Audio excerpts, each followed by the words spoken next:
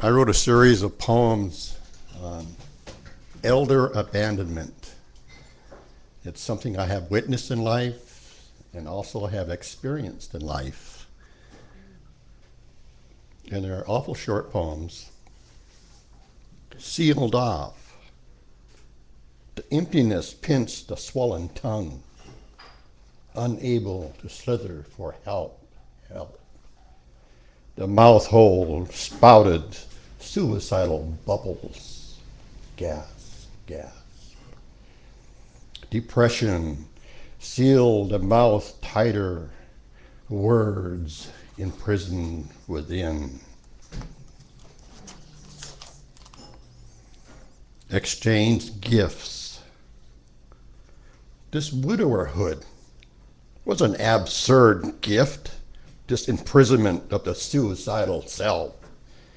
Dearest mate, I have no mortal panic, though, since bloated death and I exchanged our gift, emptiness for emptiness. Deadlocked. My thoughts died within.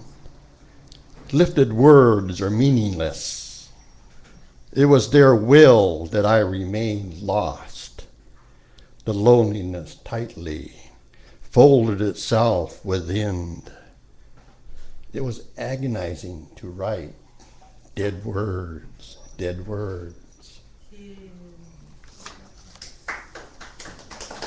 Thank you.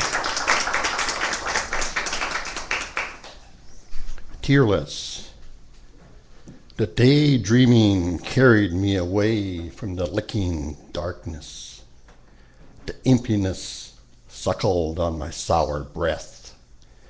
I fled the walking dead illusions of being needed by someone. Then snorted words snapped. Are you okay? Are you okay? I was assaulted, awakened. My skinned eyelids unfolded. The sputtering woman squealed out, "Oh, hello." I nodded my silvery head. She left me to sit alone, and I cried alone. So weird, this old one cried without the spurt of tears.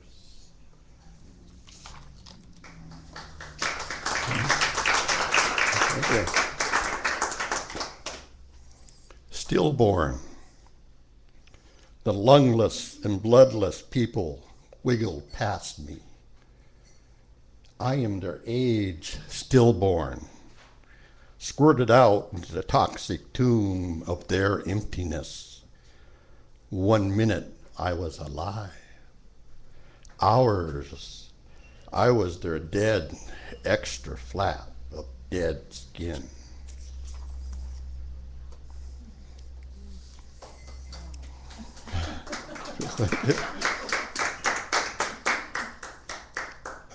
The sixth dayer. There was a vacant spot within me.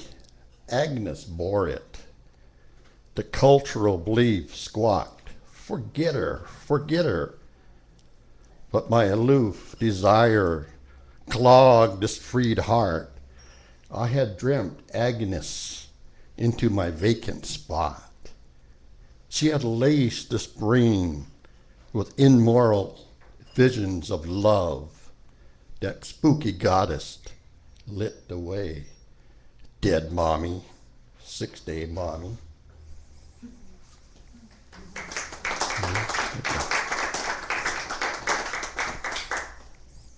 The introvert. Hello. Dead self answers dead self. It's all madness, this life. And it's all mine, this life. I own it. Dead self greets dead self. Hello. Going my way?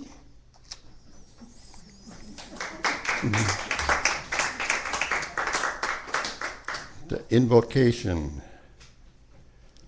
gutted aging frightens the young banishers. Their gurgling words slither up their throats. How are you? Fine. Bye-ya. Their greetings rainbowed over this woodsy elder. Their God teachings, thou shalt love your neighbor as yourself. Okay to think I was not their neighbor. But gutsy vengeance was mine. I cleared my throat and I tongued. Laslatlil iguado quiz ha. The goddess is in with me.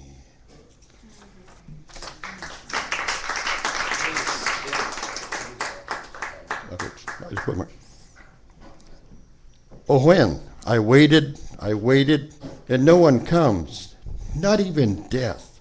I wait for a kiss. I wait for a kiss and a kiss of death. I wait, and no one comes, not even death. Thank you. Scott?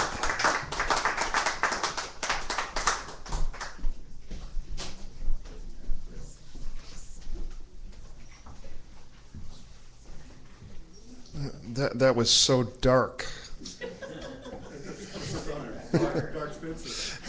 Seems appropriate. I didn't bring any written material, so I thought I'd dust off an old chestnut that I happen to have memorized. Mary had a little lamb. You've heard this? No, let me start over. Mary had a little lamb. The doctors were surprised.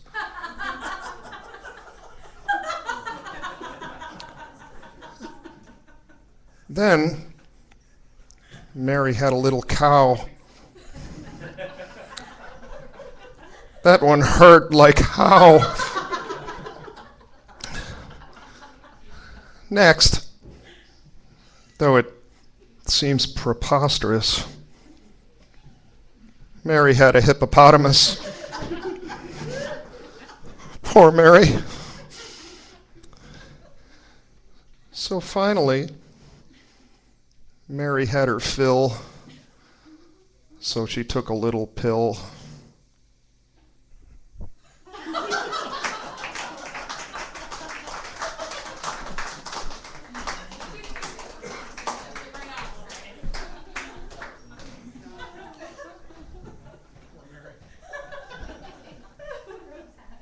Dave Ray.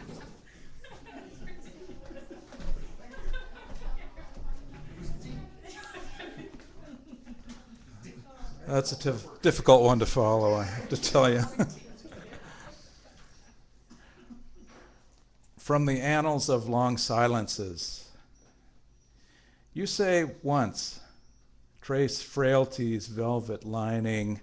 I say, upon a time, put an ear to our story, and so we measure out revenues and place settings, your little twitch above the eye, intimate histories of jobs, cars, my knee, which might jerk for no reason, as if meaning to explain the stillness of old silver mornings, a dance step we already seem to know, moments slammed and days broken slowly, summers too soon wasted into fall.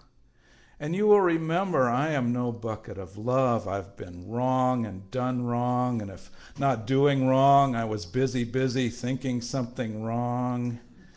And you, omniscient stare of sadness, pretending to never pretend, even when the palm reader's grasp, loose and thin lines, curling fresh start to broken promise, there, I know you felt it too, a throb, an ache for going on.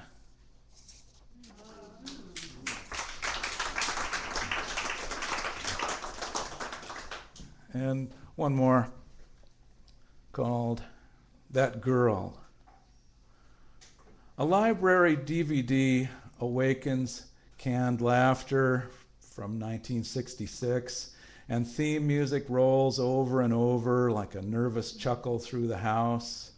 Marlo Thomas in flippy Clairol tresses again, her calf-high white boots, stepping into an iffy independence, her flaky Donald far ahead of her real-life Donahue.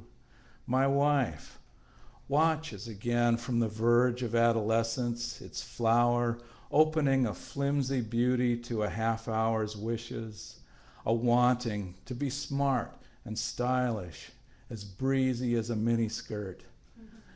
And when he finally proposes, the whole Hollywood world of Manhattan stops like an elevator, door open, button pushed, a sensation of flight waiting the long wait of love, as with her, my wife, her own low-laugh entanglements, at last having turned into special features, and her wide-eyed me with a sly embrace for her raspy, giddy high note, a husband happy for that girl.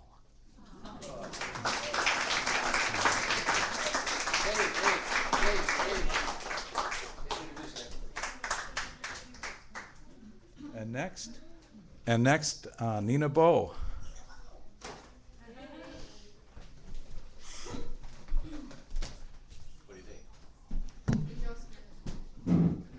How are we doing on sound? Yeah? How about that? Excellent.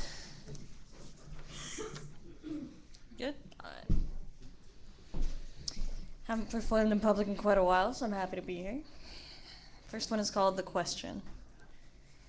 When I was a child, the question was, what do you want to be when you grow up? Well, college graduate and I still catch myself asking the same thing. But these days, it's more so a matter of what does it mean to be me? Little white West Coast girl born in the Big Sky 406, transplanted to Seattle, Washington, Emerald City of Dreams, piecing together this eternal question, who am I? 24 years old, Jill of all trades, the blood of Vikings and peacemakers running through my veins, trying to figure out what does it mean that my great-granddaddy was in the KKK, that my uncle finally graduated from AA, that half my family thinks we're just all in the way of each other. But as for me, I'd like some PEACE, please.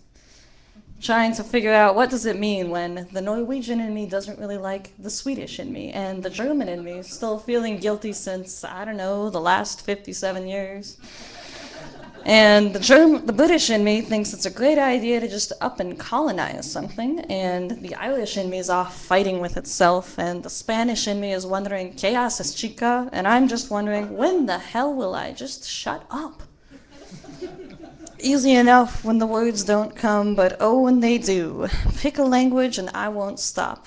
The rhymes will flow, the lyrics will drop. I'll be white on the outside and rhythm on the inside, an inverse Oreo of a global beat, from the hood in Seattle to the Sarajevo streets. With love on my arms and an attitude to beat, I think I've got an idea of what it means to be me.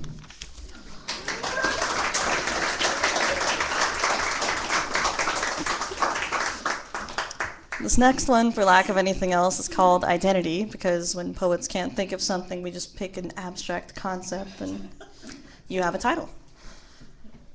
I choose to be an anomaly because growing up, normal was just too difficult to say. In retrospect, I should have just been happy to be alive, a slight speech impediment, my only reminder, or transaction cost, if you will. A vocal birthmark of this passage from my mother's womb into the world in which most babies come screaming. Instead, I went straight into the ICU, graduating from tubes and machines to speech therapy. And so I was self-conscious of even my native language, and the kids who teased me about how I spoke intimidated me to just shut up. But as luck would have it, closing myself off from the playground elite gave me the chance to open myself to the rest of the world through words, books, and music. And while it took me years to learn how to read the people around me, pop culture perceptions, what's hip and what's hot to drop, It took me just hours and days to read pages of people and places. And somehow, some people still find it funny how I know things like Africa is not a country, and not all Middle Easterners are Muslims, and how people are human beings no matter where they happen to be born, from Afghanistan to Zimbabwe. So the years have passed, but I still wade through the words, spoken and in print. But I've gone from the schoolyard to sky's the limit, from the west side to the flip side, meeting anyone, everyone, and all those in between.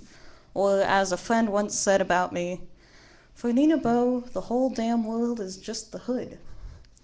And if the world is my oyster, then allow me to present you with a seafood platter of humanity, creativity, positivity, diversity, and all the flavors of us under the sea, the sun and the sky. Because why?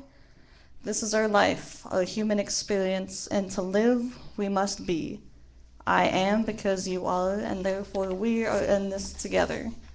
And what we are, my friends, or rather what we certainly can be, is nothing short of amazing. Thank you. Next up, I'm happy to invite my good friend Tuesday Velasco.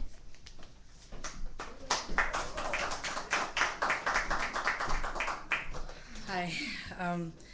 I just want to give you props for continuing on during the car alarm. You didn't miss a beat. It served as a metronome for you, and I just kind of, the musician in me respects that. So these are two songs that I wrote to beats. My old roommate samples old jazz, and he makes beats to them, and so I wrote them to kind of like a rap. So I hope you don't mind. And this first one is called Brew for the Soul, and it's a little short one. Twinkle, twinkle, little star, I still wonder how you are. Wow, it's been a while. Did you get very far on the things and ideas that you said you would start? If so, my dear, here's a round of applause. I'm processing the moment, so forgive the slight pause. Wow, congratulations. I think this calls for a celebration. Let's throw around this love inflated with elation. What a crazy sensation. Cheers to the past we're erasing. So if you're down, I'll make a reservation. And all you've got to do is pay with patience, because we've got ourselves stuck in a sticky situation. What's the solution to this retrograde equation? Let's move forward. I know that we can. Let's let go of the grudges. Just take hold of my hand.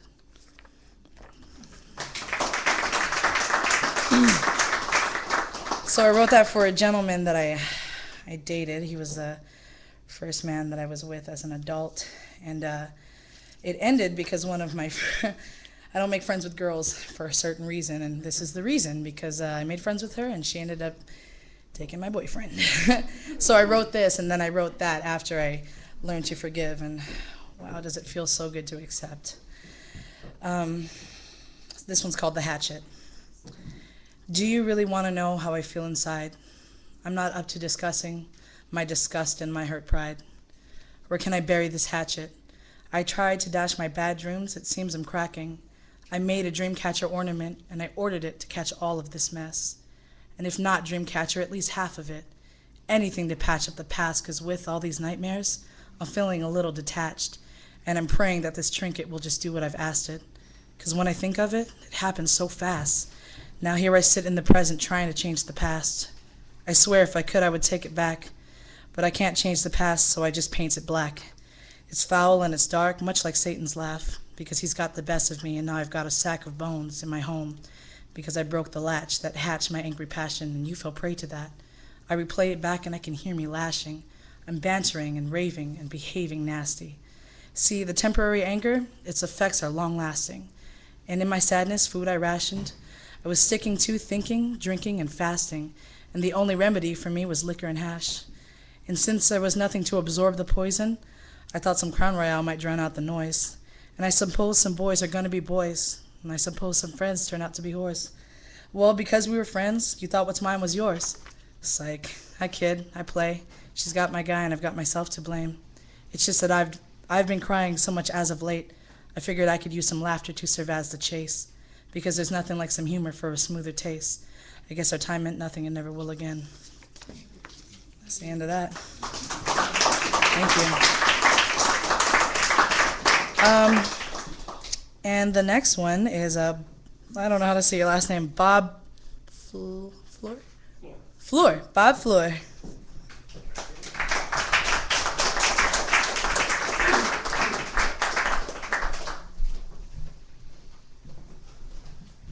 The first poem I'm going to read tonight is called Resurrectio, and actually this began in a class from Janae about 7 years ago when I started writing, and I had just come back from a trip to Mexico. So I'm going to just read 2 poems tonight. Resurrectio. Hola, my name Miguelito. You want something to eat? Second umbrella.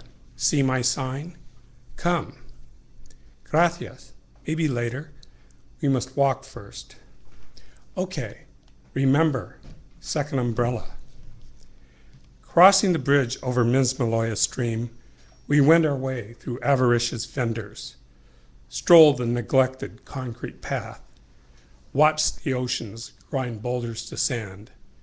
Frigate birds glide like angels overhead.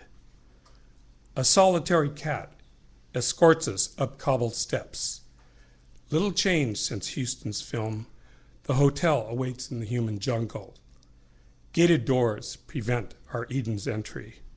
Below, the false iguana forever clings to a pole, awaiting any fallen. Disillusioned, we descend to the second umbrella, respite from the purgatory sun.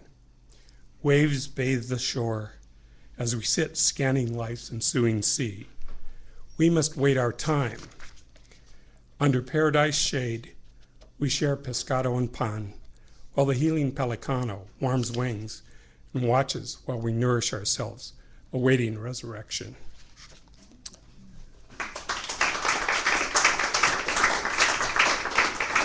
I thank Janie for helping me with that poem. My second poem, this is a very short poem. I was at I don't live far from here, I live down in Arbor Heights. Anyway, I was at a high school football game and I was watching these kids going back and forth and wondering, what are they doing? So they inspired this poem. It's called Down to Sea. Teens at a game stream constant current of chatter. Swift at the banks, heedless of land, they whirlpool, burling with strayed friends, unseen since earlier.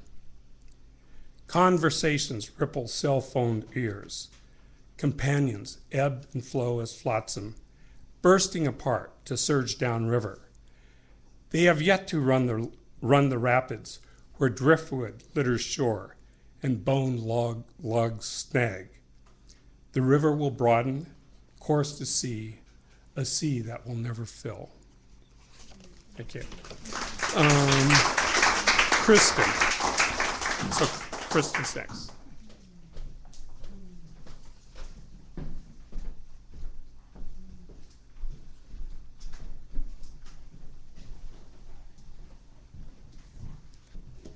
Hi, I have 2 poems for you tonight. First one's called Painting. For its warmth, I chose the darkened red, a radical departure from my usual crisp white. Then noticed it splashed across late summer sunsets and fall's passions, painting liquid amber limbs. The red we share, no matter our color, the red of love and that of anger, and 2, my teacher's robes, simple and sacred, indeed, the shade of blood. Radiant pigment, reminder of impermanence, taken to heart as I lean against an absence, the opposing white wall, carefully cutting in the edge.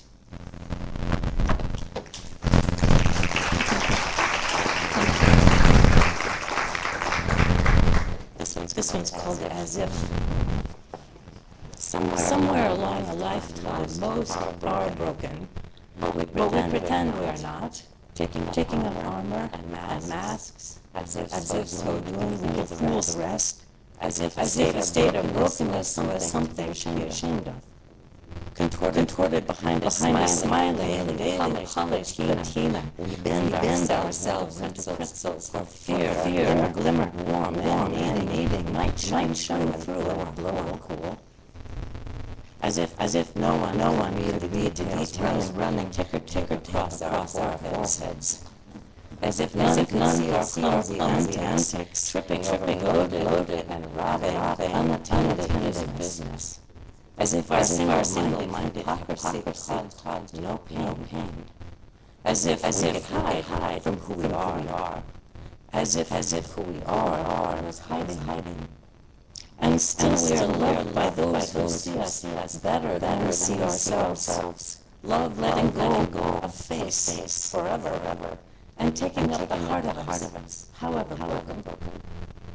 Perhaps it is time to accept that broken is a part of place, that within these learning fields on earth, broken is a state of grace, wherein opportunity exists to learn the best and the worst of it. Perhaps it's time to recognize and embrace the way we feel, picking our broken pieces off the ground of being, learning to knit them together again with compassion for ourselves, larger than we were before, larger than we ever imagined, building with a new awareness that somehow broken opens a door invisible before, and with newfound wholeness expansive that embraces the broken and the mending, we become alive to the possibility of sharing our humanity. Unbroken, we can never know this. So let go of fear of falling, stubbing pride and dignity. Embrace the lessons a lifetime brings, laughing and crying wholeheartedly. To ride our time without a bump in our imagined being would be to live an epoxy bubble, brittle, indifferent, and untouched by beauty, unmoved by an ocean of love surrounding, beckoning us to jump.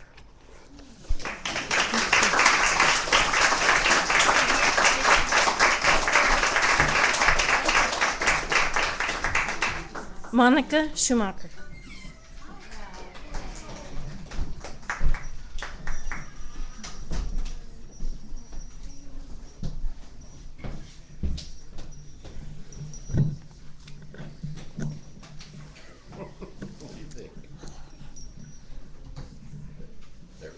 Okay. Don't die. Of all things.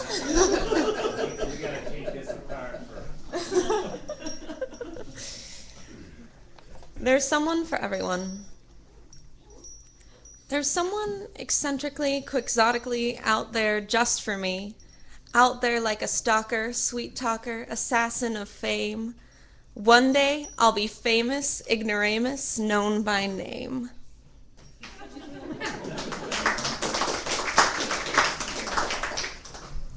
Decorate me like a cake.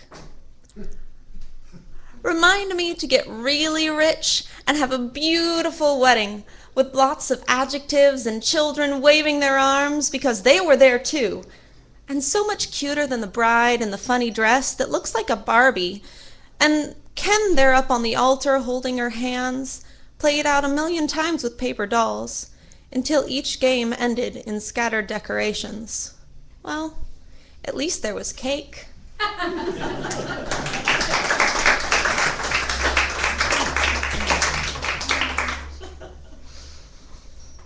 This one is completely tone changing, but it's written because a friend of mine said that he liked his women like he liked his dancing, with a pulse. Grave robbing. Who am I, you ask? My fingernails carving out dirt because I broke too many shovels searching for love in the earth. I'm past pessimistic now. Optimistically, I dig to find someone with a pulse, feet still, dancing. We're all awaiting our funeral, while some plan for the eternal. Immortality above the cloudy sky. We're all waiting to die. I scraped the bottom of the barrel before I haunted funerals. A gentle young face with eyes still, filled with light, couldn't win my will as I cried at a headstone that read, I found love, and then the end. Covered in black, head to toe, there's wisdom I'll never know. We're all... That's the middle of the poem. We're all awaiting our funeral while some plan for the eternal. Immortality above the cloudy sky, we're all waiting to die. I've descended the stairs to live between heaven and hell. Forgive me or don't while I'm stealing the days away from those who gaze so far ahead they can't see before they're dead who they want to be.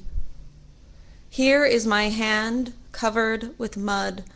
The rhythm of the heart pumps our blood. We're all awaiting our funeral while some plan for the eternal. Immortality above the cloudy sky. We're all waiting to die. My fingers sift through broken earth for a forgotten token. A ring you wore for a time. You've lost all semblance of a mime. Your skeleton has no breath. Your beauty grows deeper in death. Your last companions, me and a crow. I'll hold you still and never go. Thank you.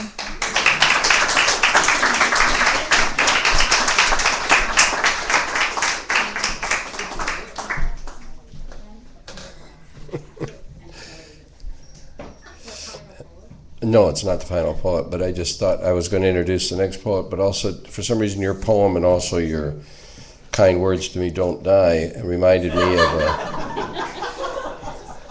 Don't die. I know, and then your poem seemed apropos. Yeah. I went to dinner party at Bainbridge, I just have to share this, and I used the head, I guess they call it that, when you're on a boat. And I'm standing there looking at some graffiti, which seemed poetic at the time. And it was only 4 words, but I've been sharing it with others, and they seem to like it. I have never heard it before, you may have, but it's only 4 words, and the first 2 words are live now, period, die later, period. Anyway, thank you. So, who's next? It's not that was you, Monica, right? Thank you, Monica. It's Larry. Larry.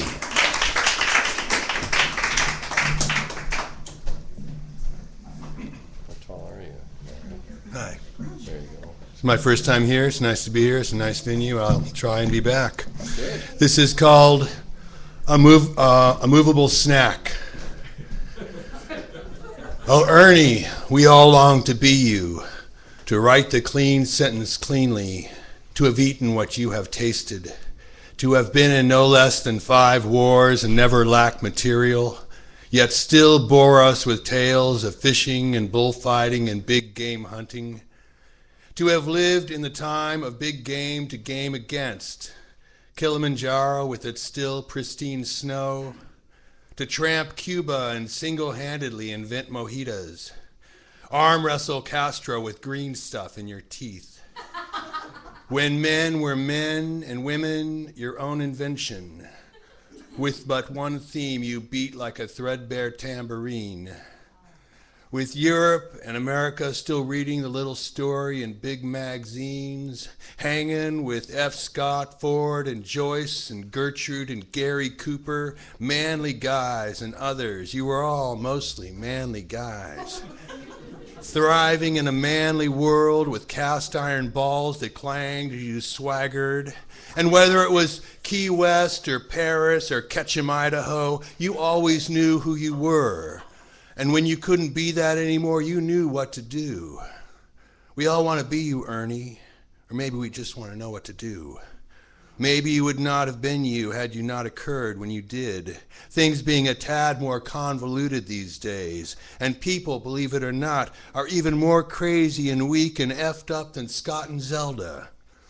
A mandatory trigger lock could have denied you your date. Man, you would have really been screwed then. You could have lived, Pappy, long enough for our love to turn on you, like love so often does after it's been around for a while.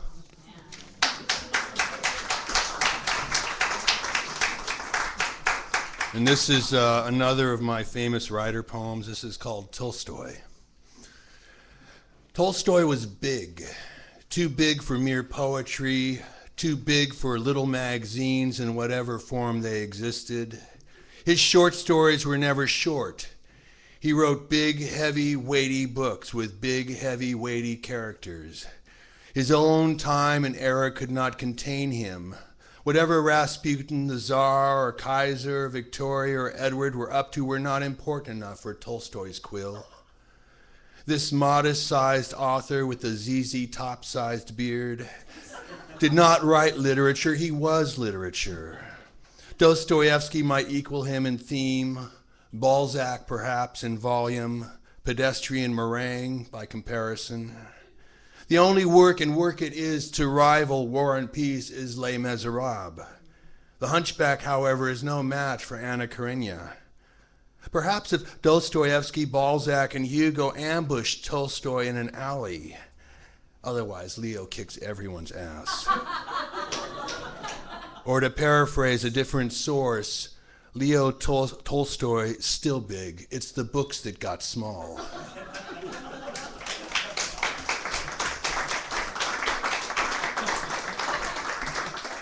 Thank you.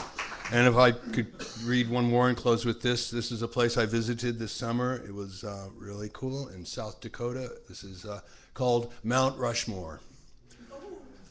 These four gaze stoically through granite eyes, past the coin-operated telescope, a near-empty amphitheater, pavilions and lookouts packed with tourists wearing flip-flop shorts, kilts, sandals, sweatshirts, tote bags, windbreakers, sun-shielding hats, wielding cameras and phones, armed with children, clogging trails, tripping up stairs uneven, traipsing between cafes and walkways, gift shops with postcards and shot glasses and commemorative coffee mugs, coins and books and pamphlets, stuffed animals, walking sticks. This collective of 8 eyes, 10 if you count Teddy's extra pair, taken something visionary that these long since expired white guys have studied for a good while already. Lincoln looks inward, appears pensive, contemplating a speech or parable, pondering casualties or Mary Todd's most recent shopping binge. Teddy's eyes are small and steely, mere slits myopically straining behind his specs. Jefferson looks like he's about to sneeze and will discharge or drip all over GW's left shoulder. While the man who would not be king, the grand poobah, the big kahuna himself, his eye stretches further than anyone's, like he could see all the way to Nebraska or into the future, pondering the national debt perhaps, in his head, which is all he has to work with. Before remembering yesterday's pre-White House tea, when Martha whipped out her fan and made eyes at Franklin, who returned an impish grin. What did that mean, thinks GW? What did any of that mean? Thank you.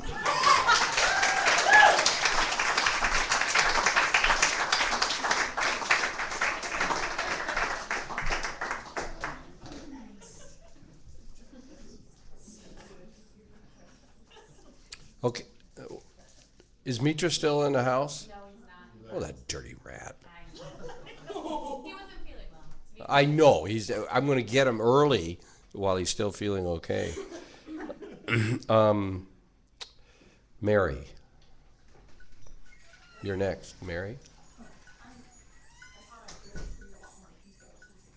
You thought there'd be a lot more people? If we had more people, it would be really crowded in here. What? It's your turn already. Okay, here I go. I've never done this before. And I haven't Oh, done it in good. years, so Good. It's like 1 minute. Because I was in San Diego and my friend took me to one. They had 2-minute limits, so I thought, well, what the hell? So, anyway, Kristen sort of changed while I'm coming up here now, but Kristen, I want to thank you. It's a little emotional. I want to thank you for what you wrote, because there was power in the room and you could feel a pin drop. And what you said really got to me, because recently I did break and I'm mending together with compassion. And you do have a paradigm shift of compassion, and you see humanity in a new way. It's like it's opening the veil and you're walking through. You're seeing a little bit that you didn't see before. So anyway, on New Year's Day it was really nice blue sky. So I came home and this thing came out. So blue sky in Seattle. And I thought maybe it's going to be seasonal affective disorder poem number 1, but I don't know. Okay, it's my first time. I've never done this before, so. But I felt driven to go, and now I know why. For what you said is so true, and you don't know till you're broken, I think. But anyway, this is what came out of. I came home. This came out. It was on New Year's Day. I don't know if you remember, it was a beautiful blue sky, and I walked around Green Lake, and I was like, oh my God, it's like, wow. So blue sky in Seattle. New Year's Day, blue, blue, blue sky. Not blue day, different. Right color to start the new year. Glorious, welcoming, happy sky. Spin me tightly in your blue cocoon and leave me there forever. Blue sky of Seattle, as I look at you, yearn for you, love and adore you. To live, I must suck your blueness into my core and bathe my DNA in blue. Turn every living cell in my body blue. Turn me blue. Elvis said the bluest skies are in Seattle. Know what I mean? You do, if you live in Seattle.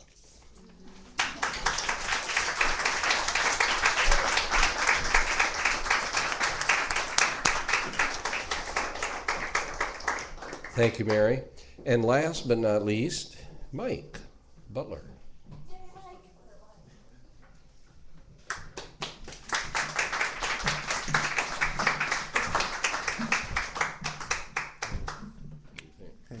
Yeah, it's good. All right. Awesome.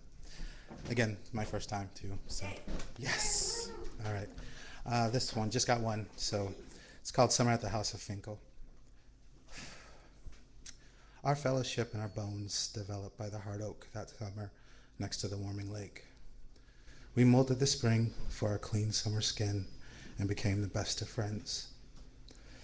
Oh, the summers are never slow. At times I worried that the photosynthesis that occurred in our souls wouldn't nourish and keep our bond sturdy. Like the wise trees we swung between, high on an open breeze. Remember the serenity of our sunlit Fridays? They always leave me laughing and longing to return to the place of my birth, where I took my first breath of you. And when I exhaled, you never left my lungs, never dissipating in the days to come. How will we survive the sanity of fall, when all that was once green and fresh returns to gold and becomes brittle to an oncoming winter? Soon darkness will come to cover us and hide us in the evasive ivy over the stale garage, where the cold, clear horns of distant unicorns will form and hang like crystal chandeliers. But when we evolve with the change of the seasons to return to feed the earth, having fell from our Creator above, we will be surrounded by others, loved, not left. And all that will be left of me is this reddish hue of you. And when it is finally time, my beloved, we will again be born upon the branch and be found.